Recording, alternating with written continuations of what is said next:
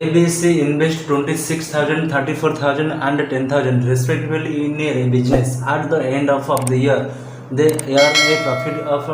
35,000. Out of B share of profit is से कौन A B C तीन जन जाके गोटे इनभेस्ट कर पैसा इनभेस्ट कर बिजनेस जो 26,000 24,000 10,000 तो वर्ष शेष मंडल को से वर्ष को शेष मध्य को से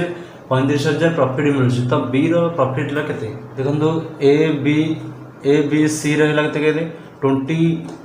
26,000 आ 34,000 आ 10,000 तो यार आम रेसो बाहर कर दिखाँ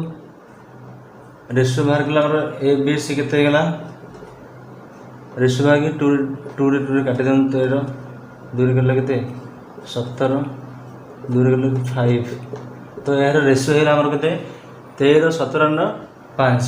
तो आम से पचार टोटाल प्रॉफिट होगा ये टोटाल रेसो होगा ये तो बी रे पचार तो बी पचार मैंने बी रहा 17 डिवाइड बाय समझ मिसेज 20 35 इंटू 35 35,000 35 17,000 आंसर है 17,000 बी प्रॉफिट है 17,000।